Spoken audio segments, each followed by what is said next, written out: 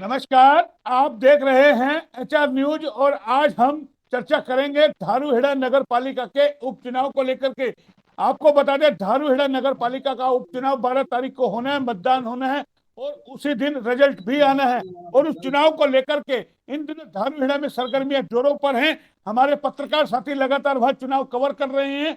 एक बार उन्हीं से भी जानते हैं। साथ के अंदर हमारे साथ विनय यादव जी है, पूर्व पार्षद है, जिनसे हम लगातार जो है चुनावी विश्लेषण करते रहे हैं। पिछले दिनों भी हमने दिखाया था किस तरीके का। आज हमारे साथ है सुरेंद्र गौड़ जी हैं और अजय अत्री जी हमारे साथ है। दो पत्रकार साथी हमारे साथ हैं। हम चाह रहे थे और भी पत्रकार साथी को जुड़े, लेकिन व्यवस्था के चलते जुड़ नहीं पाए हैं। हम तमाम लोगों से चर्चा करेंगे इस बात को लेकर के कि आखिर वो जो चुनाव कवर कर रहे हैं इस वक्त किस तरीके से देख रहे हैं। सबसे पहले अजय अत्री जी आपके पास आता हूं।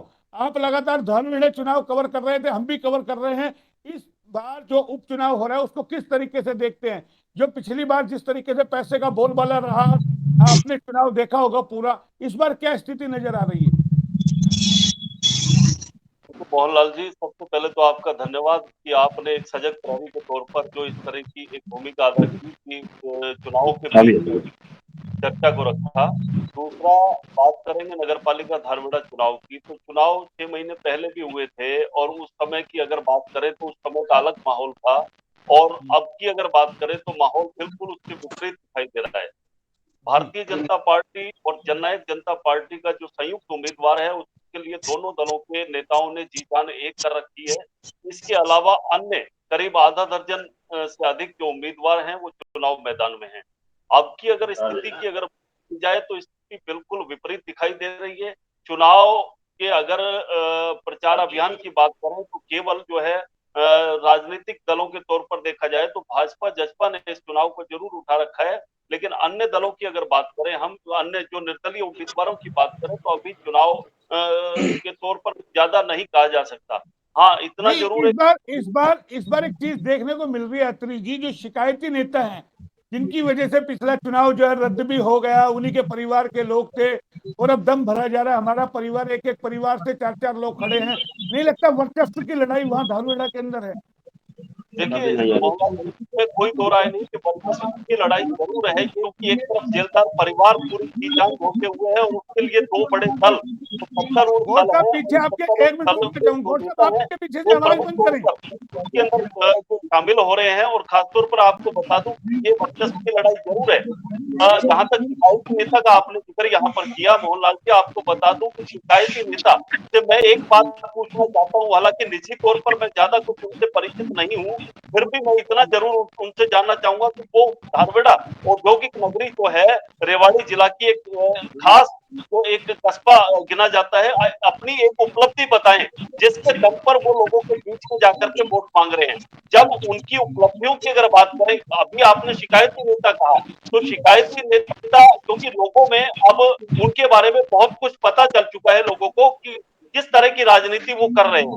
अब रही बात चुनाव की, हालांकि चुनाव में अब मात्र 4 या 5 दिन का समय शेष रह गया है और लोग भली भांति वाकिफ हो चुके हैं कि कौन नेता कितना दमखम रखता है। जहां तक जलदार परिवार की अगर मैं बात करूं तो जलदार परिवार के पीछे दो बड़े राजनीतिक दल, जो दोनों ही सत्तारूढ़ दल हैं, वो पूरी जी जान से जुटे हुए हैं। एक लेकिन सेकंड आपको रोकना रोकना चाहूंगा अत्री जी। सुरेंद्र गौड़ जी, आपके आसपास बहुत आवाज आ रही है, प्लीज उसको बंद करें। कौन है आपके आसपास जो बोल रहा है?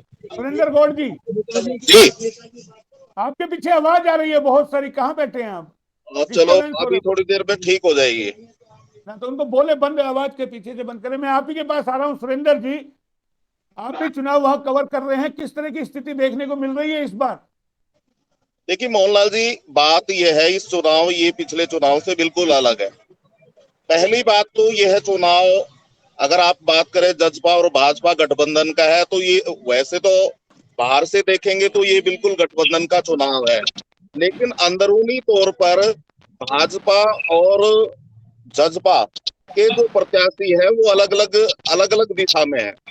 भाजपा का कोई प्रत्याशी नहीं है। भाजपा के 4 प्रत्याशी अगर देखने में चाहे तो 4 प्रत्याशी है, जो अभी 2 दिन पहले पार्टी ने निष्कासित किए हैं। ये ठीक है। भाजपा के ही प्रत्याशी है एक तरीके से।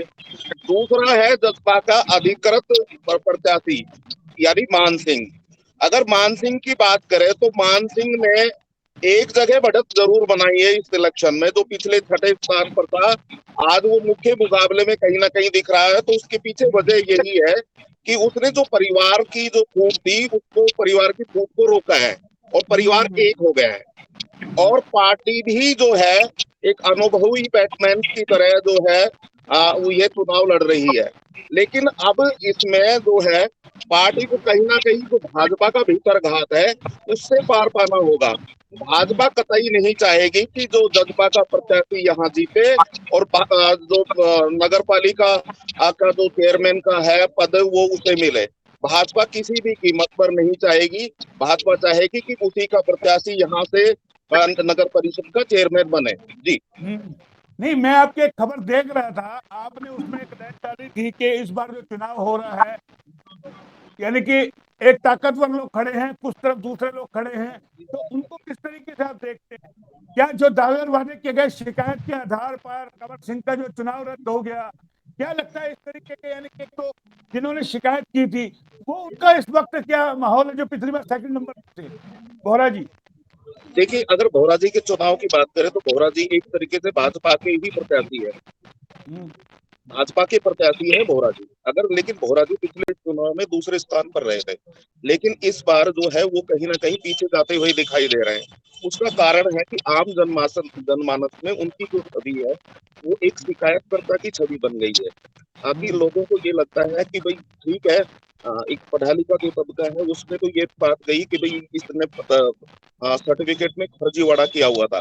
लेकिन आम जनता को इस बात को नहीं पता। आम जनता चाहती थी कि एक जो है आम जनमानस को जिसको उन्होंने चुनकर भेजा था, इस जो शिकायत करता है, इसकी शिकायत के चलते ये दोबारा से इलेक्शन हो रहे हैं और इसके पीछे इसी का हाथ है। तो कहीं ना कहीं जो भोरा की जो छवि है वो एक शिकायतकर्ता की छवि बन गई है।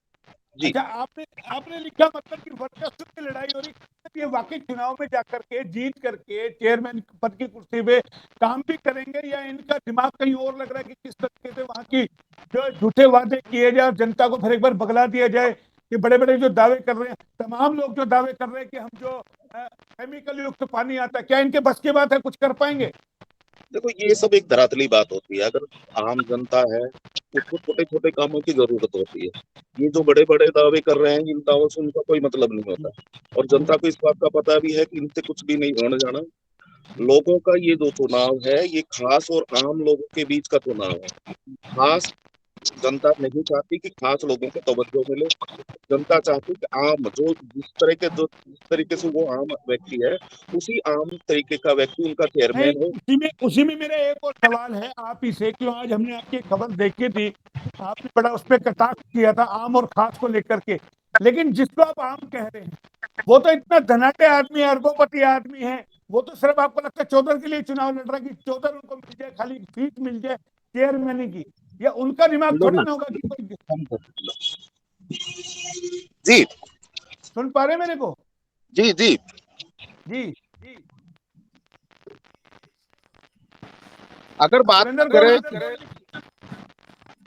अगर बात करें तो इन चुनावों की, तो ये चुनाव जो है ये बिल्कुल माना जाए कि धनाढ्य का लोगों का चुनाव है।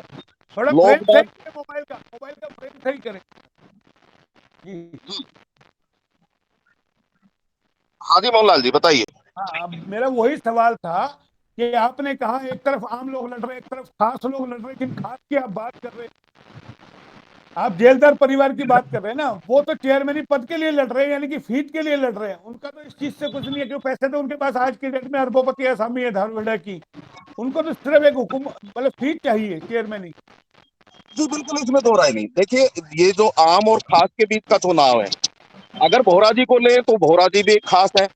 अगर बात करें राव मान सिंह की, तो वो भी एक खास परिवार से जुड़े हुए हैं। तो लोगों को खास नहीं चाहिए, लोगों को चाहिए आज आम आदमी, जिसको वो बाइक पे चलता हुआ पकड़ ले, छोटा सा काम हो तो वो नगर पालिका में पकड़ ले। इन लोगों को, ये पहले भी इनके परिवार से चेयरमैन रहे हैं, इन लोगों के दर्शन नहीं होते थे आम लोगों को। तो लोगों को इस बात का पता है कि अगर ये चेयरमैन बनते हैं तो उनके कभी भी इनके दर्शन भी नहीं होंगे। लेकिन तो लोग यही चाहते ऐसे में इस बार रामनिवास प्रजापति भी चुनाव लड़ रहे हैं, वो भी उसी पैटर्न के भोले हैं, मासूम हैं, आपने देखा होगा, कोई भी उनका हाथ पकड़ के खींच लो, तो वो भी इस बार कंटेस्ट है। प्रजापति समाज के वहाँ 4000 वोट बता रहे, 36 बिरादरी को वो लेके चुनाव लड़ रहे हैं। बिल्कुल बिल्कुल बिल्कुल, इसमें दो राय नहीं है कि इसी यही वजह है कि कहीं ना कहीं ये जो बड़े प्रत्याशी है ये पिछड़ रहे हैं, और जो आम जन से जुड़े हुए लोग हैं तो कंवर उनको सिंह कहीं ना कहीं अब तवज्जो दी जा रही है। कंवर सिंह के बेटा जो चुनाव लड़ रहा है उसकी काट मानते हैं आप रामनिवास प्रजापति को कि कहीं कंवर सिंह को नुकसान पहुंचाएंगे वो तगड़ा? देखिए, अगर बात करें प्रजापति इसको कोई ज्यादा नुकसान पहुंचाने की उसमें नहीं है। अगर बात करें तो जो कंवर सिंह के बेटे हैं वो कहीं ना कहीं आज, अगर इस आज की बात करें तो कहीं ना कहीं वो बढ़त बनाए हुए हैं, और इन सब पर वो भारी कहीं ना कहीं पड़ते हुए दिखाई दे रहे हैं। ठीक है, ठीक है। अत्रे जी, एक बार आपके जी पास फिर आ रहा हूं मैं। आपको जी लगता है कि यानी कि जो भी आम और खास की बात हो रही है, तो आपने भी वहां देखा है, लगातार आप जा रहे हो, नामांकन के वक्त भी आप वहां से तमाम जगह आप जा रहे हो, किस तरीके से उसको देखते हो? देखिए, अभी जिस तरीके से गौड साहब ने कहा मोहनलाल जी कि आम और खास का चुनाव, तो उसमें कोई दो राय नहीं कि ये धारूहेड़ा नगर पालिका का चुनाव इस बार पहले से बिल्कुल विपरीत होकर के आम और खास का चुनाव बन गया है। जहां तक आम और खास की बात करें तो जेलदार परिवार भी अपने आप में खास अहमियत रखता है, और जहां तक दूसरे शिकायती प्रत्याशी का आपने जिक्र किया, तो वो भी कहीं न कहीं अपनी जगह खास अहमियत रखता है। तो जहाँ तक तीसरे प्रत्याशी का अभी आपने जिक्र किया, प्रजापति समाज से हैं, रामनिवास का जिक्र किया, तो लोगों को ये बात बिल्कुल सही है कि आम आदमी की ही ज़रूरत है वहाँ, क्योंकि हर वक़्त जो है लोगों के बीच में आसानी से उपलब्ध हो सके, क्योंकि जिस तरीके का अभी पीछे आपने जिक्र किया कि गंदे पानी की समस्या है, 2 राज्यों के बीच में एक लंबे समय से एक समस्या चली आ रही है।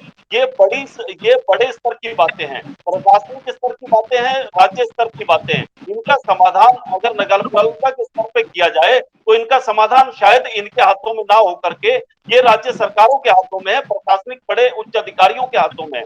और जो अभी आपने कहा कि छोटी-मोटी, गौड साहब ने जिक्र किया कि आम समस्याओं को लेकर के वास्ता पड़ता है अक्सर नगर पालिका के अंदर आम लोगों का, जिसके लिए छोटे-छोटे कामों के लिए अक्सर पार्षदों की आवश्यकता होती है, सड़क, सीवरेज, बिजली, पानी, स्ट्रीट लाइट, गली और नाली, इस तरह की समस्याओं को लेकर के अक्सर जो है लोग चेयरमैन से मिलते हैं और पार्षदों के साथ अक्सर गुहार लगाते हैं। तो एक इस तरह का आम आम जो जनमानस से जुड़ा हुआ व्यक्ति हो, ऐसा चेहरा हो, उसकी यहाँ के लोगों को आवश्यकता है, क्योंकि आम समस्याएं आज भी धारूहेड़ा औद्योगिक नगरी के अंदर मुंह पाए हुए खड़ी हैं, और लंबे समय ठीक से है, मैं समझता हूँ कि ठीक है, उनका कोई ठीक है, समाधान नहीं ठीक हो है, पाया है। ठीक है। आप लोग निगाह बनाए हुए हैं। अब विनय जेलदार भी, आप जेलदार का जिक्र कर रहे हैं, विनय जी भी यहाँ हाँ जी। जेलदार है और उन्होंने भी कई चुनाव यहाँ पर लड़े हैं। विनय जी, आप भी परसों धारूहेड़ा गए थे, जानकारी मिल रही है, पूरा आप सर्वे करके आए हैं, क्या स्थिति धारूहेड़ा की है? और लगातार आपसे हमारी चर्चा हो रही है कि अब क्या कहाँ खड़ा है चुनाव में? 4 दिन बचे हैं, रविवार को वहां वोटिंग भी होनी है 12 तारीख को, और परिणाम भी उसी दिन आ जाएंगे शाम तक। देखिए मोहन जी, पिछली बार के चुनाव में 10 कैंडिडेट खड़े थे और इस बार इस बार चुनाव में 9 है। 9 कैंडिडेट हैं। और पिछली बार जो चुनाव था वो टॉप 7 के अंदर था। आप अगर उनकी वोटों का आंकड़ा रेशो देखें तो जो वोट प्रतिशत गया था वो शिवदीप, मान सिंह, खेमचंद, राज यादव, बाबूलाल, संदीप बोरा, कंवर सिंह, इनके अंदर लोगों ने वोट किया, आस्था जताई थी। इस बार जो कैंडिडेट है, इस बार का जो चुनाव है वो 4 कैंडिडेट में सिमट कर रह गया है। उसकी एक बड़ी वजह है, चुनाव जल्दी हुआ है। पिछले चुनाव में जनता ने देख लिया, अगर इस बार गड़बड़ की गलती हुई तो फिर से चुनाव का बोझ जनता पर पड़ेगा, फिर से वो परेशान होंगे। तो चुनाव जो है वो इस बार लगभग 4 कैंडिडेट में सिमट गए हैं, जिसके अंदर आप कंवर सिंह के लड़के जितेंद्र को मान सकते हैं, संदीप बोहरा को मान सकते हैं, प्रजापति समाज से आपके ग्राम निवास जी खड़े हैं, इस बार उनका भी अच्छा समाज का वोट बैंक है, वो किस तरह से उनको परिवर्तित कर पाते हैं अपने वोट के अंदर, उनका भी। और एक इस बार मेन जो चुनाव है वो मान सिंह जी हैं। मान सिंह जी पिछली बार तो है वो 6ठे नंबर पे रहे थे, पर इस बार परिवार के एक होने से दूसरा फर्क ये पड़ा है कि पिछली बार रेवाड़ी में भी सेम समय पर नगरीय परिषद के चुनाव थे।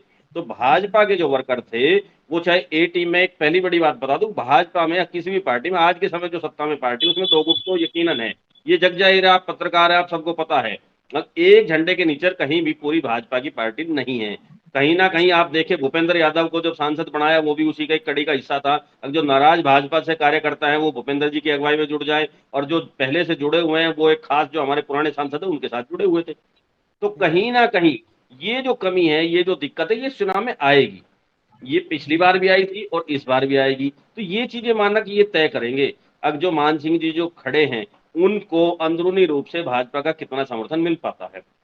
क्योंकि संदीप बोहरा जी एक विशेष नेता से जुड़े हुए हैं, आपने पिछली बार कहा था खुद, अगर संदीप जी एक विशेष नेता से जुड़े हैं, बिल्कुल जुड़े हुए हैं, कहीं ना कहीं तो किसी ना किसी की आस्था रहेगी, संदीप जी ने कहा था बिल्कुल रहेगी सर। पर फर्क क्या होता है, अब एक नेता में आस्था रखने से कहीं ना कहीं दूसरे नेताओं की तरफ से नुकसान चुनाव में लाजमी है, ये तय है। तो इस पिछली बार का बार जो चुनाव है वो 4 लोगों में सिमट कर रह गया है, जिनको मैंने आपने बता दिया। अब जनता ये तय करेगी अगर इन 4 लोगों में से आने वाली 12 तारीख तक वो किसको चुनती है। चुनाव ये नहीं मुद्दा आम आदमी का या खास आदमी का जो चुनाव लड़ रहा है, और जनता ने जिसको समर्थन देकर, कंवर सिंह जी को आप पहले मान सकते हो आम आदमी थे, जब जनता ने एक बार उनको चुनाव जिता दिया तो आम आदमी से खास वैसे ही बन गए, लोगों ने बना दिया ना उनको खास, हाँ, तो वो भी खास की गिनती में आ गए। संदीप बोहरा लेकिन जी की आप बात लेकिन करें, लेकिन नाराजगी तो उनको भी जेलदार जी, कई बार हाँ ऐसा जी, भी होता है। एक सेकंड आ रहा हूँ, कोर्ट साहब आपके पास आ रहा हूँ, आपको भी मौका दूंगा। मेरा सवाल ये है ना, जैसे पिछली बार लोगों ने जिताया, उसका खामियाजा लोगों को भुगतना पड़ा, अब वो नहीं पैसे नहीं तो नहीं लगा नहीं, रहे, लेकिन वजह वो देखेगा एक नहीं है, बार में वजह वो नहीं है मोहन जी, सुनिए, खामियाजा भुगतना पड़ा वो भी एक राजनीतिकरण के कारण भुगतना पड़ा। मुझे आप बताइए पूरे हिंदुस्तान के अंदर, आप यूपी की बिहार की बात करें, वहां कितने नेताओं के खिलाफ उनकी योग्यता को लेकर लोगों ने आपत्तियां लगा रखी है कि आज तक उन पर फैसला हुआ नहीं हो पाया, क्योंकि वो बड़े नेता है, पार्टी एमएलए और विधायकों की सदस्यता खत्म नहीं करना चाहती वरना सरकार गिर जाएगी। यहाँ ये आम आदमी थे, कंवर सिंह जी थे, ये कहीं को राजनीतिक संरक्षण प्राप्त नहीं था कहीं ना कहीं, उसका खामियाजा, या ये कह सकते हैं कि भाजपा के अंदर ये एक दो दरवाजे होते हैं ना, ये एक पुख्ता दरवाजे से ना जाकर ये दूसरे दरवाजे से इनकी भाजपा में एंट्री हुई, और कहीं ना कहीं दूसरे दल का दबाव, भाजपा के दूसरे दल का दबाव ज्यादा रहा, अब इनकी योग्यता को अयोग्य करार दे दिया गया। वरना मुझे पता ही नहीं, सरकारें चली जाती है 5-5 साल तक, योग्यता अगर दल बदल के कानून पे फैसले नहीं हो पाते, इस पे इतनी जल्द अगर फैसला आया है तो उसका खामियाजा जनता को भुगतना पड़ा है, और उस लिहाज से जनता कभी नहीं चाहेगी कि हमें ऐसी गलती दोबारा करें, और उसका रोष भी होगा। आप मानिए कंवर सिंह जी के कार्यकर्ताओं में, वोटरों में ये रोष पक्का मिलेगा। अगर कंवर सिंह जी की फाइट में नहीं आते हैं, उन्हें लगता है कि आप चुनाव नहीं जीत रहे हैं, तो आप यकीन मानिए उस कैंडिडेट को तो वो अपने वोट परिवर्तित नहीं करेंगे जिनकी वजह से उनकी कुर्सी गई है, कहीं ना कहीं वो अदर कैंडिडेट को वोट पलायन करेंगे ना। अगर वो ऐसी स्थिति आती है, अगर वो वोटों का पलायन हो जाता है, तो यकीन मानिए दूसरा कैंडिडेट विनिंग में आएगा। लेकिन लेकिन जनता कैसे भरोसा करे भाई? आप कहते हो, अब आपसे पिछले दिनों हम बात कर रहे थे, संदीप बोहरा हमारे पैनल पे थे, उन्होंने कहा बोले हम भी तो परिवार एक हो सकते हैं। अगर हाँ, बिल्कुल परिवार हो एक सकते हैं होने सर। की बात नहीं होते तो फिर अगर वो कंवर सिंह की सीट थोड़े मिल जाती चेयरमैन पर। मैं अगर आप वही तो इसका कह रहा हूं आपसे सर, अगर परिवार एक होने की बात होती है तो ये नॉमिनेशंस नहीं होते। इस बार मान सिंह और शिवदीप के परिवार से एक ही कैंडिडेट खड़ा हुआ, उन्होंने पिछली गलती से सबक लिया है, पिछली गलती से उन्होंने सीखा है, और और उसका यकीनन फायदा उनके उनको तो मिलेगा। नहीं, मगर उनके अगर तो यही सीख अगर संदीप जी कंप्लेंट नहीं करते, कंवर सिंह जी सत्ता में रहते, आगे इंटरनल उनकी पारिवारिक क्या बात होती, क्या सुलह होती, ये उनका अपना मुद्दा था। अगर उनकी सुलह हो गई होती तो उनके परिवार से एक कैंडिडेट लड़ता, 2 या 3 नहीं लड़ते। आप ये चार देखिए लड़ रहे हैं, 4 लड़ रहे हैं। प्रदीप मौजाबाद भी उन्हीं के परिवार से है। ज्ञानी नहीं लड़ रहे हैं इस बार, ज्ञानी का भी तो रोल रहेगा ना, उसके 2200 वोट कहाँ जाएंगे? देखिए मोहन जी, ऐसा है, जिस प्रकार पिछले चुनाव के अंदर जेजेपी कोटे के अंदर सीट गई थी और भाजपा की तरफ से जेजेपी का समर्थन नहीं किया गया, उसकी 2 वजह हैं। अब एक वजह तो ये रही, अब भाजपा के जो सीनियर नेता थे जिनकी पकड़ आज है यहाँ है, वो कहीं ना कहीं पिछले दरवाजे से संदीप बोहरा जी की मदद कर रहे थे। प्रत्यक्ष रूप से नहीं कर सकते थे क्योंकि पार्टी का दबाव रहता है, झंडे बैनर पोस्टर उनके नहीं लग सकते थे, चुनाव में खुले रूप से नहीं घूम सकते थे, पर कहीं ना कहीं पिछले दरवाजे से उन नेताओं द्वारा संदीप बोहरा जी की मदद की गई। फैक्ट है ये। दूसरी वजह ये रही, अगर जो भाजपा के जो अन्य नेता थे जो संदीप बोहरा के नेता से के समर्थन में नहीं है या उनकी विचारधारा से अपनी विचारधारा नहीं मिला सकते हैं, वो नेता रेवाड़ी चुनाव में बिजी थे, क्योंकि उस वक्त रेवाड़ी के भी नगर निगम निकाय के चुनाव थे, मेयर का भी चुनाव था, पार्षदों का था, तो वो नेता सारे रेवाड़ी में बिजी थे, क्योंकि जेजेपी की जो सीट थी वो धारवाड़ा कोटे में गई थी और भाजपा की सीट रेवाड़ी कोटे में आई थी, तो उनके लिए सबसे बड़ी वर्चस्व की लड़ाई रेवाड़ी थी, ना कि धारवाड़ा, इसलिए उन्होंने धारवाड़ा का खुला छोड़ दिया।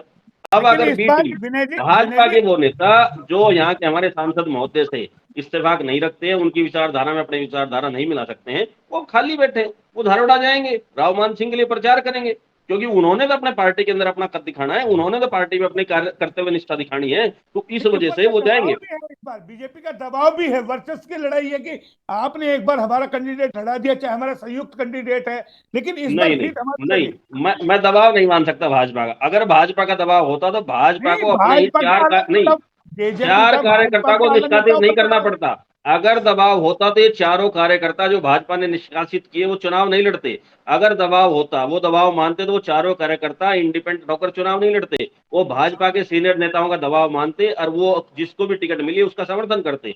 दबाव नहीं है। यहाँ कई चीजें आप देखेंगे कि यहाँ वर्चस्व की लड़ाई जनता से, मुद्दों से ना जुड़कर, मैंने पहले भी कहा था, अगर लोगों के इनके आपसी वर्चस्व की लड़ाई बन गई है ये। लेकिन सुरेंद्र मुद्दे तो गौड़ केवल एक घोषणा पत्र बन के रह गए हैं। आप मुझे बताइए, अब ये जो मुद्दा है पानी का, भिवाड़ी राजस्थान का, क्या यहाँ का चेयरमैन दूर कर सकता है? नहीं कर सकता। ये राज्य सरकारों का मामला है। जब सांसद और विधायक इसको दूर नहीं कर पाए तो ये कैसे दावे कर रहे हैं कि हम इस पानी को रोक देंगे, हम दूर करेंगे? भाई सुरेंद्र गौड़ जी, आप तो बड़ी बारीकी से कवर कर रहे हैं एक एक कार्य, मतलब जो कैंडिडेट है, नो कैंडिडेट हैं, कई तो ऐसे हैं जिनका भी चुनाव प्रचार से पहले यानी कि हवा निकल चुकी है, आप देख रहे होंगे भाई। और कहते हैं कि हम तो एक एक आदमी जाके हाथ जोड़े, अरे अकेला आदमी जाकर के हाथ जोड़ करके पूरा धारूहेड़ा कवर कर लेगा क्या? 23,000 वोट है वहां पर, काफी बड़ा धारूहेड़ा दिखता है, छोटा सा धारूहेड़ा, फैलाव काफी बड़ा है। देखिए मोहनलाल जी, सबसे पहले तो ठीक बात है आपकी, काफी बड़ा है, लेकिन जो जिस तरीके के प्रत्याशी हैं, जो पहले जमीनी स्तर पर रहे हैं, जो काम करते रहे हैं, तो उनको लोगों को पता है कि भाई ये प्रत्याशी कहाँ है, किस किस स्तर पे है, जमीनी स्तर पर काम कर सकता है या नहीं कर सकता। तो ये तो है नहीं कि तो ये जो इनमें से कुछ ऐसे भी होंगे जो अभी फॉर्म भरे होंगे और अब लोगों के बीच में आएंगे, लेकिन अधिकांश वो चेहरे हैं जो पीछे भी जनता के बीच में रह चुके हैं या यानी जनता पीटे के हुए बीच में मोहरे हैं, जा रहे हैं। पीटे तो हुए लोगों मोहरे को हैं। हाँ, तो लोगों को इस बात का पता है कि लोगों को पता है कि ये आदमी हमारे लायक है या नहीं है। अगर बात करें, अभी दिलदार साहब कह रहे, तो बिल्कुल इनकी बात से इत्तेफाक रखता हूँ, और कि भाजपा के जो अब सीनियर नेता है वो दो धड़े हैं। एक धड़ा तो उन्होंने बता दिया सांसद महोदय का, लेकिन जो दूसरा धड़ा था जिसको ये लेकर यहाँ से और चंडीगढ़ पहुंचे थे, तो कहीं ना कहीं प्रतिष्ठा का प्रश्न उनका भी बना हुआ है। तो भाजपा ये चाहे कि भाजपा जजपा के प्रत्याशी को जिता दे, ऐसा नहीं है, यहाँ इत्तेफाक नहीं रखूंगा। भाजपा कतई नहीं चाहेगी कि जजपा का प्रत्याशी यहाँ जो है यहाँ सीट से जीते। वो कहीं ना कहीं भीतर घात का सामना इनको करना पड़ेगा।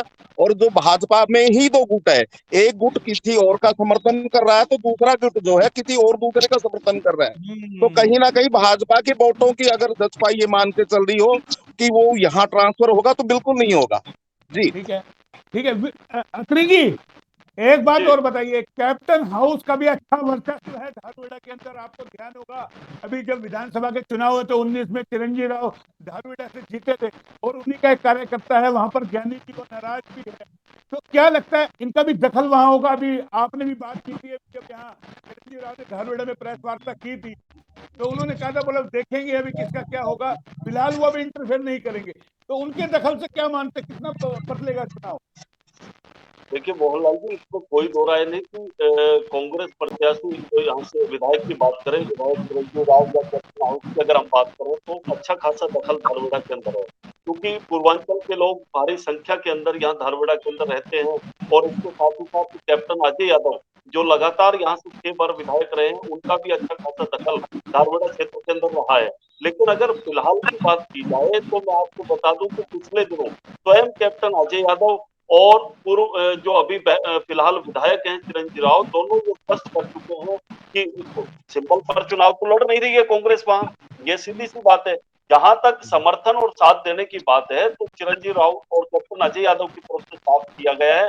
देखेंगे, अभी उन्होंने कुछ भी स्पष्ट नहीं कहा है किसको समर्थन करेंगे, किसको साथ देंगे। तो ऐसे में कहीं ना कहीं उनके बारे में ज्यादा कुछ नहीं कह सकता मैं, लेकिन इतना जरूर कहा जा सकता है कि अगर कैप्टन हाउस चिरंजीव राव अगर वहां दखल अंदाजी करें और किसी एक के साथ या समर्थन की बात करें, तो निश्चित रूप से ये कहा जा सकता है कि चुनाव जो है एक बिल्कुल अलग दिशा में जाता हुआ दिखाई दे करवट सकता है। लेगा, करवट लेगा तो विनय जी, बिल्कुल विनय जी। करवट राजनीतिक करवट लेगा, हाँ जी। इसमें कोई दो राय। ठीक है विनय जी, जो अत्री जी कह रहे हैं कि चुनाव करवट लेगा अगर कैप्टन हाउस अगर दखल करता है, तो क्या लगता है देखिए बीजेपी को भी, मोहन जी, जेजेपी को भी नुकसान होगा? हम्म, पूर्वांचल के जो वोट हैं, लालू प्रसाद यादव बिहार में हैं, हम्म। उनके बिहार के बहुत सारे वोटर, आपने देखा होगा पिछले विधानसभा चुनाव में चिरंजीव राव को धारूहेड़ा से जीत मिली, कापड़ीवास को उतने वोट धारूहेड़ा से नहीं मिल पाए, जबकि उसका गृह क्षेत्र है धारूहेड़ा। देखिए मोहन जी, जहां तक मेरी अपनी निजी राय है, मुझे लगता था कि इस चुनाव में कांग्रेस भी अपने प्रत्याशी को उतारेगी और उन्हें उतारना भी चाहिए था। अगर उन्हें विपक्ष की राजनीति यहाँ करनी थी तो उन्हें कैंडिडेट को उतारना चाहिए था, कांग्रेस के सिंबल पे मजबूत कैंडिडेट को खड़ा करना चाहिए था, क्योंकि उसका सीधा सीधा फायदा ये होता कि इस बार का जो चुनाव है वो दो पार्टियों में सिमट कर रह जाता।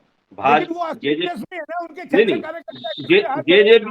या नहीं क्या नहीं लगता है जेजेपी और सुनिए, लोटरी ड्रा से निकाल सकते थे कि भाई लोटरी रख दो, 6 कार्यकर्ता जिसके नाम निकल गया वो चुनाव लड़ेगा, बाकी देखिए मोहन जी, टिकट के लिए ज्यादा मारी हमेशा सत्ता पक्ष के लिए होती है। सत्ता पक्ष में अगर कोई पार्टी है तो वहां के टिकट लेने वाले कैंडिडेट हमेशा आपको ज्यादा मिलेंगे। जो पार्टी बैकफुट पे विपक्ष में है वहां कैंडिडेट आपको कम मिलेंगे। वहां समझाया भी जा सकता है, कैंडिडेट समझ भी जाते हैं। ठीक है जी, अगर कांग्रेस पार्टी किसी एक कैंडिडेट को अच्छे को टिकट देती, मुझे नहीं लगता यहाँ कैंडिडेट कांग्रेस के ज्यादा है। जब 4 तो भाजपा ने निष्कासित किए, 5वें को टिकट दी गई है जेजेपी द्वारा, 5 तो ये हो गए टोटल 9 में से। एक आगे अन्य भाजपा के समर्थित उम्मीदवार हैं, 2 एक समाज से खड़े हैं, तो किसी को भी वो टिकट दे सकते थे और उनका समर्थन कर सकते थे। तो निश्चित रूप से यहाँ कांग्रेस को बढ़त मिलती, उनको एक प्लेटफॉर्म मिलता। ये मैं बिल्कुल एक राजनीतिक होने के नाते कह रहा हूँ, ना किसी पार्टी की अन्य तरह की मैं राय दे रहा हूँ।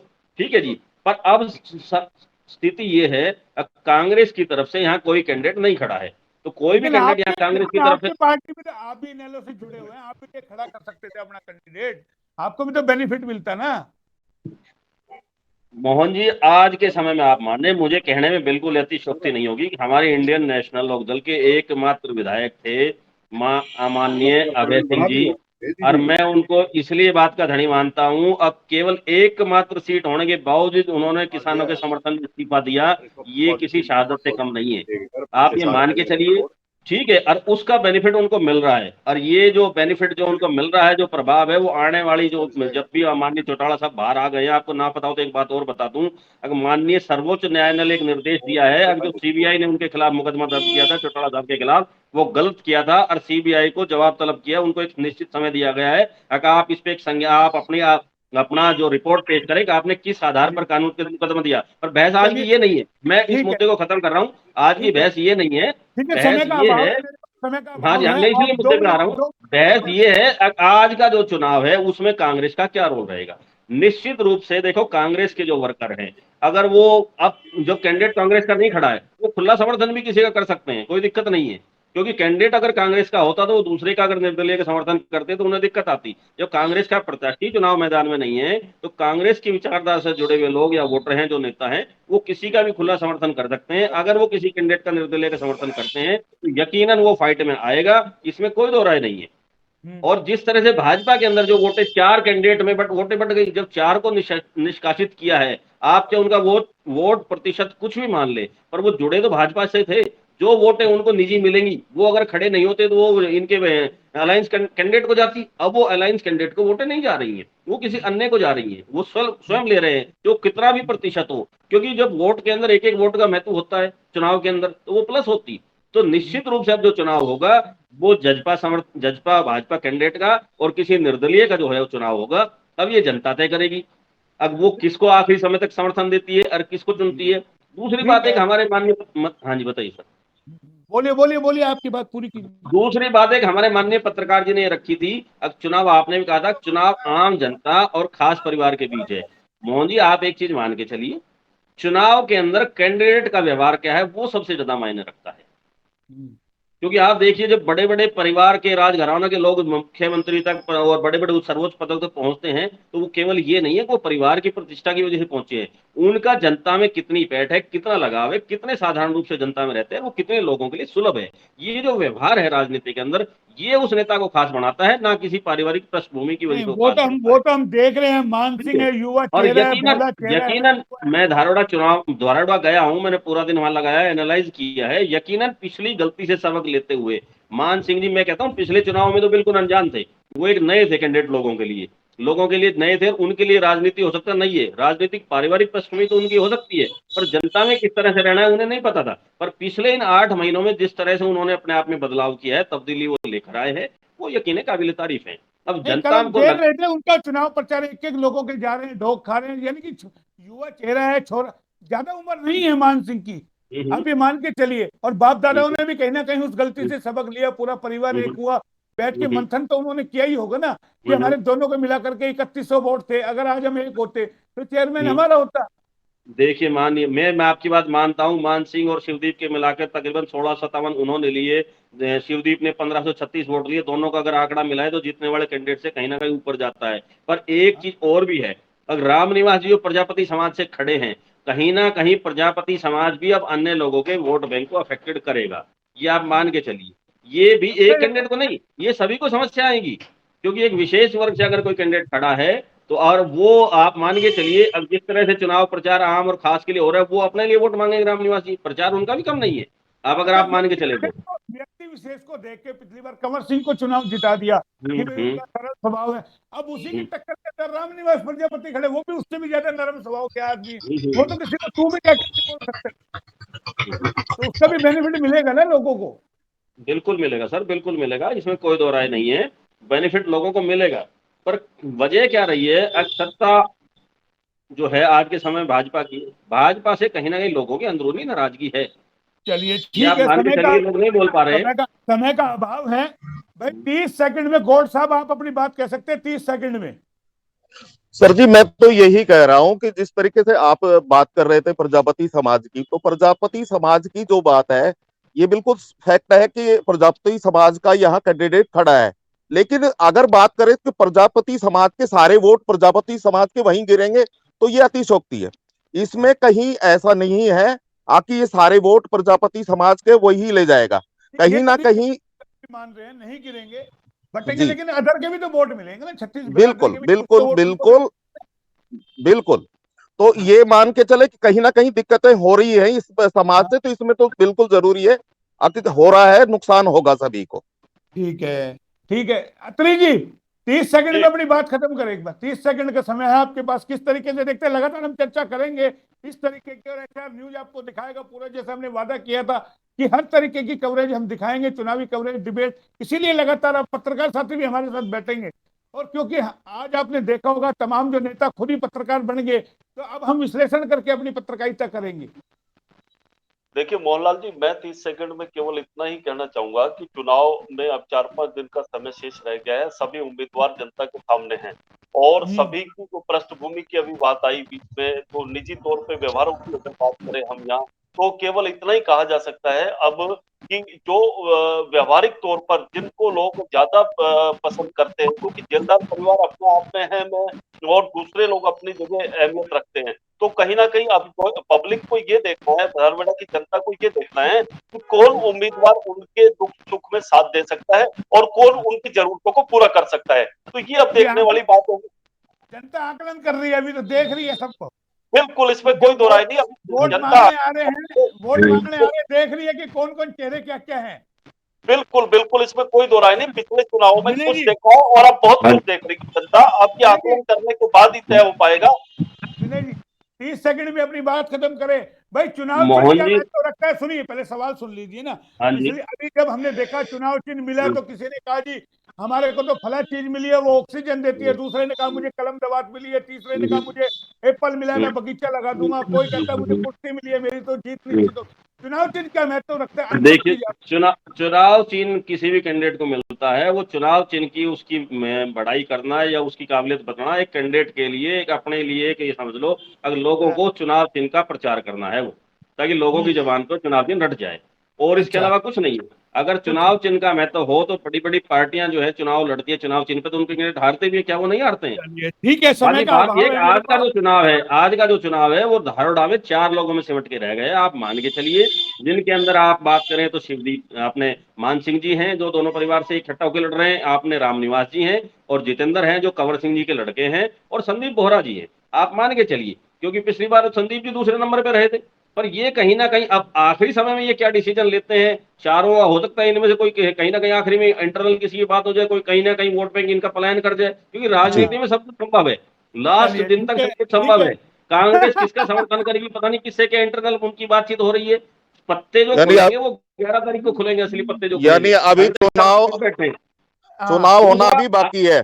अभी जनता भी लोगों का वजन तोड़ रही है, किस कैंडिडेट के साथ कौन कौन जो प्रतिष्ठित आदमी है वो चुनाव प्रचार में उसके लिए आता है, जनता भी ये देखना चाह रही है। हमारे पत्रकार साथियों के चेहरे की हंसी बता रही है, अत्री जी भी हंस रहे हैं, गोड़ भी हंस रहे हैं कि अभी तो ऊंट किस करवट बैठेगा, अभी नहीं पता। हाँ, बिल्कुल अभी तो कुछ नहीं कौन कह किसका सकते खेल मोहनलाल जी अभी। कौन किसका खेल बिगाड़ेगा 2 दिन के अंदर। अभी तो बड़े बड़े दिग्गजों की एंट्री होगी। अभी तो तमाम बिल्कुल लोग आएंगे जो हाई प्रोफाइल लोग चुनाव हैं। शुरू ही अब हुए। हाँ, शुरू शुरू ही अब हुआ है। इसमें कोई दो राय और नहीं है। इसका आकलन इस बार हमारे पत्रकार साथी करेंगे। हम लगातार इस तरीके का पैनल बैठाएंगे और धारूहेड़ा की जनता को दिखाएंगे कि आखिर चुनाव होता कैसे है।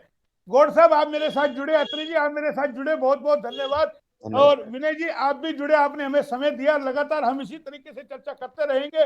कल फिर हम इस पर चर्चा करेंगे। आप तमाम लोग मेरे साथ जुड़े, बहुत बहुत धन्यवाद। और एक अच्छा विश्लेषण आपने किया चुनाव के बारे में। हमारे जो HR न्यूज के दर्शक हैं उनको पूरी जानकारी मिली और इसी तरीके से हम विश्लेषण लगातार करते रहेंगे। आप सब जुड़े, आपका बहुत बहुत धन्यवाद।